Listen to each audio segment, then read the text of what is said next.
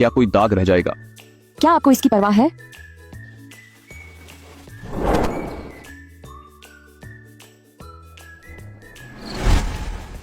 जियांगनिंग, क्या आप 48728 की बात कर रहे हैं? जियांगनिंग अपनी सजा कम करवाने के लिए सजा काटने के दौरान हमेशा बहुत अच्छा व्यवहार कर रहा था। कभी कभी कैदियों के साथ कुछ अनबन हुई भी तो वह हमेशा चुपचाप बर्दाश्त कर लेता था। बस एक बार बात थोड़ी ज्यादा बढ़ गई थी और वह बर्फ जैसी मिठाई के एक डिब्बे के लिए हुई थी। क्या यह सब एक बॉक्स स्नोफ्लेक पेस्ट्री के कारण है? हाँ। शुक्रिया, पर अब मुझे मीठा पसंद नहीं है। तो यह बात है। तो फिर उसके पैरों के वे जख्म, वे भी इसी वजह से होंगे ना?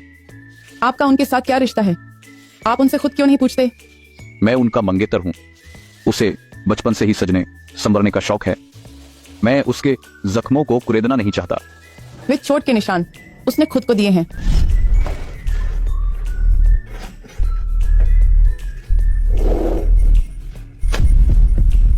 हा हा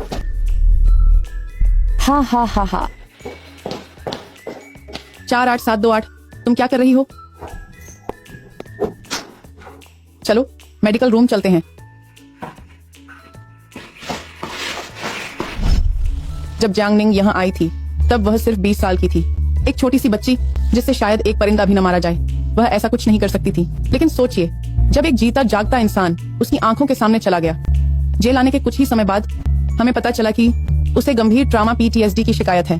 खुद को चोट पहुंचाना उसी का एक लक्षण है। हालांकि क्रिमिनल साइकोलॉजी विभाग के सहकर्मियों की मदद से जेल से बाहर जाने से पहले उसने काफी समय से ऐसा दोबारा नहीं किया था। मैं समझ गया। आपकी मेहनत के लिए शुक्रिया।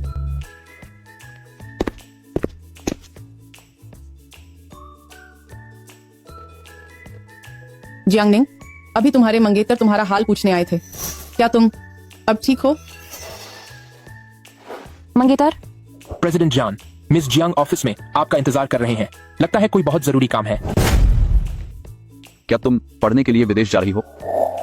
दादाजी ने मेरे लिए जो यह दौलत छोड़ी है वो इसलिए नहीं थी कि मैं बस हाथ पर हाथ धरकर सब लुटा दूं।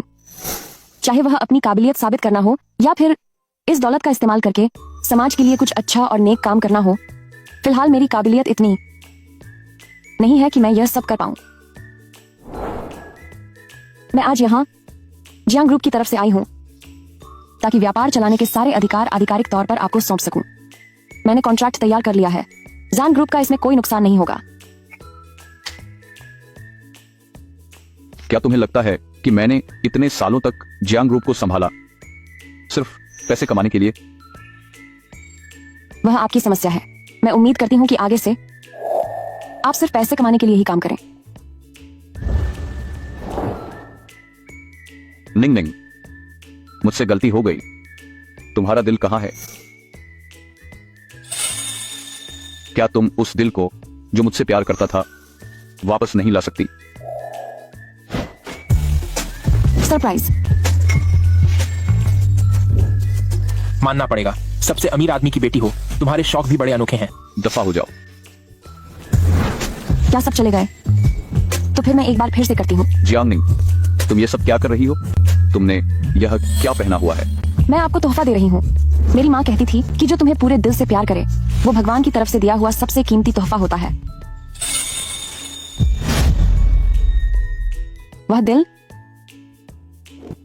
अब खत्म हो चुका है। जान बेये, तुम बहुत खुशनसीब हो। तुम शिखर पर खड़े एक प्रकाश स्तंभ की तरह हो। मैंने बहुत सालों तक तुम्हारी तरफ उम्मीद से देखा है। अगर मुझे मौका मिला तो मैं भी उस ऊंचाई तक पहुंचना चाहती हूँ।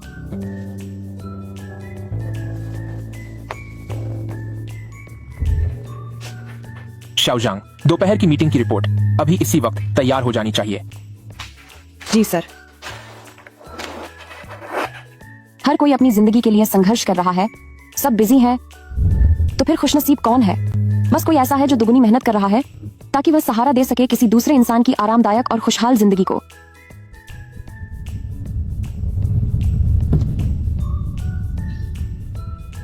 इतनी देर हो गई और तुम अभी भी पढ़ रही हो?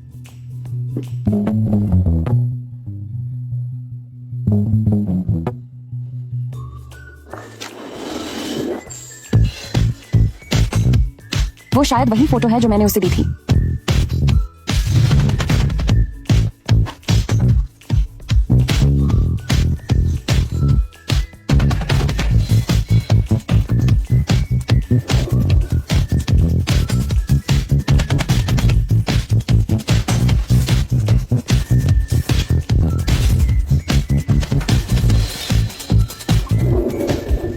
चैन बॉस। जाकर पता लगाओ। लू यांकी ने उसे विदेश जाकर पढ़ने की सलाह दी, तो क्या इसके पीछे उसका कोई और मकसद है? जी सर। निंग निंग, क्या आपने सोच लिया है कि क्या आप सच में पढ़ाई के लिए विदेश जाना चाहती हैं? जी हाँ। ठीक है, बहुत अच्छी बात है। निंग निंग अब बड़ी हो गई है और आपने अपने लिए एक बहुत अच्छा फैसला लिया है। दादी आपके साथ है। दादी, आप भी अपनी सेहत का ख्याल रखना, मुझे आपकी याद आएगी। दादी। अरे हाँ, मैंने अभी सुना कि जो फैमिली बर्बाद हो गया है। पता चला कि उस दिन उन माँ बेटी ने चाल चली थी। इसका मतलब मैंने उसे गलत समझा था। इसे मत तोड़ो, मत तोड़ो।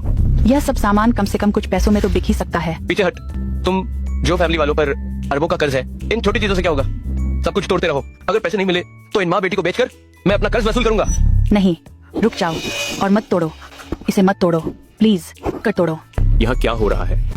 यांकी, शुक्र है तुम आ गए। जल्दी से अपनी कंपनी के खाते से पैसे निकालो, वरना ये लोग हमें नहीं छोड़ेंगे।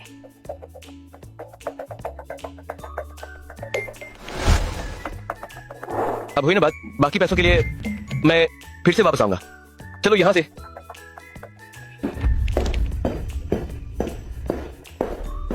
जो फैमिली इतने अरबों के कर्ज में कैसे डूबी, किसी ने मुझे बताया क्यों नहीं? क्या तुम सबने यह सोचा था कि मुझे बिना कुछ बताए जो फैमिली की कंपनी सौंप दोगे ताकि मैं इस घाटे को भरूं? ये सब तुम्हारी वजह से हुआ है, ओ बेकार इंसान। हमने जियांगनिंग को नशीली दवा दी थी ताकि तुम्हें इतना अच्छा मौका मिल सके, पर तुम उसे भी नहीं संभाल सके। अगर आज मेरे पास जियांग फैमिली की जायदाद होती तो क्या जो फैमिली का यह हाल होता? आओ, बैठकर कुछ खा लो। क्या हुआ? निंग निंग, निंग निंग, निंग निंग, क्या तुम लोगों ने जियांग निंग को दवा दी थी? तुम लोगों ने जियांग निंग को नशीली दवा दी है। तुम लोग मुझे समझते क्या हो? जो फैमिली का पाला हुआ कोई कुत्ता। और तुम लोगों ने जियांग निंग को क्या समझ रखा है? क्या क्या वह क्या क्या वह तुम्हारे लिए सिर्फ एक चलता फिरता चेक है? यांची, हमारा इरादा जानबूझकर तुमसे कुछ छुपाना नहीं था। बस बात यह है कि अगर हम तुम्हें बता देते तो तुम शायद इसे करने के लिए तैयार नहीं होते।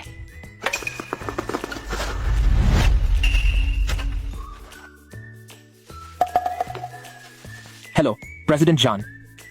इस मामले में लू यांकी को जो फैमिली के बारे में कुछ भी पता नहीं है। उससे मेरे पास आने के लिए कहो। ठीक है।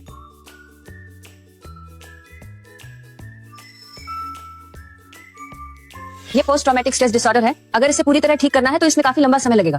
जहां तक संभव हो सके हमें उन चीजों से बचना चाहिए जो पुरानी बुरी यादों को ताजा कर दें, जैसे कि पढ़ाई, काम में मन लगाना या रहने का माहौल पूरी तरह बदल देना ताकि वो दर्दनाक हादसा फिर से महसूस न हो।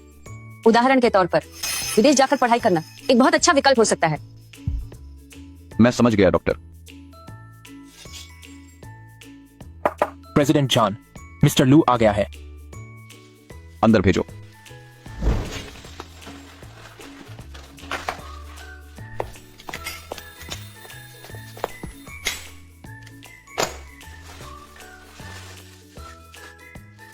जो फैमिली कंगाल हो गया है, तो अब तुम्हारा क्या इरादा है?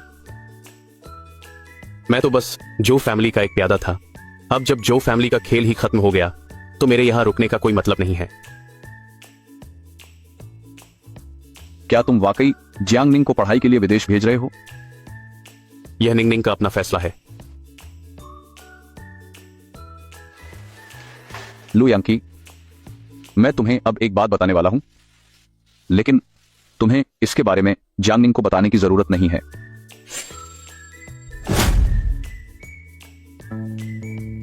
दफा हो जाओ। मेरे बेटा की कब्र को गंदा मत करो। मिस्टर ही, मिसेस ही, निंग निंग अभी सिर्फ 20 साल की है। इतने लंबे समय तक जेल में रहना उसकी बाकी की जिंदगी बर्बाद कर देगा। क्या उसकी वाकई कोई जिंदगी बची है? मेरे बेटा की तो जिंदगी ही खत्म हो गई है। तुम्हें माफीनामा चाहिए ना? ठीक है। वह जियांग निंग मेरे बेटा को पसंद नहीं करती थी और सिर्फ जान बेई से प्यार करती थी, तो इसे मेरे बेटा की कब्र के सामने पूरे 100 दिनों तक घुटनों के बल बैठने दो। एक दिन, 1 मिनट या 1 सेकंड भी कम हुआ तो मैं अपनी जान लगा दूंगी, लेकिन उस जियांग निंग को अपनी पूरी जिंदगी सलाखों के पीछे गुजारने पर मजबूर कर दूंगी। यह ठीक है, मैं बैठूंगा। बेटा, रुको, घुटने टेको, इस पर घुटने टेको। बेटा, ये नहीं हो सकता। तुम जान फैमिली के इकलौते वारिस हो और मेरी शान हो। तुम एक अपराधी के सामने नहीं झुक सकते। तुम किसे अपराधी कह रही हो? बेटा, चलो कोई और रास्ता ढूंढते हैं। जब निंगनिंग बाहर आएगी तब हम उसकी भरपाई कर देंगे। ये 100 दिन तक घुटने टेकने से जान भी जा सकती है। ये सिर्फ 100 दिनों की बात है।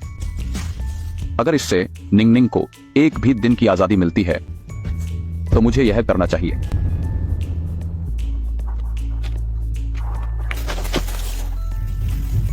बे, दादी हमेशा बहुत सख्त रही हैं। इस बारे में उन्हें बिल्कुल मत बताना। और निंगनिंग, उसे भी पता चलने की जरूरत नहीं है। अगर दादी पूछें कि मैं कहां हूं तो कह देना कि इन कुछ दिनों के लिए मैं बाहर घूमने गया हूं।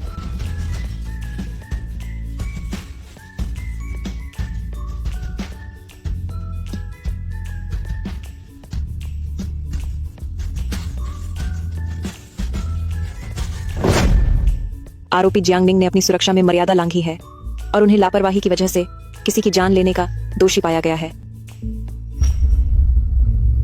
बे, सजा सुना दी गई। ही परिवार ने माफीनामा दे दिया है। बेटा, चलो हम घर चलते हैं।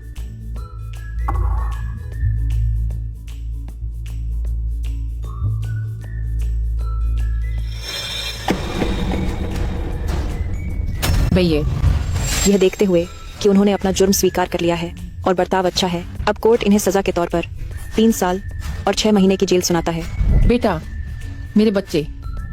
भैया, डॉक्टर, मेरा बेटा कैसा है? घुटने की चोट में इन्फेक्शन काफी बढ़ गया है और अब उन्हें तेज बुखार भी है। अगर आप इन्हें अस्पताल लाने में 1 या 2 दिन की और देरी करते तो ये हमसे दूर चले जाते।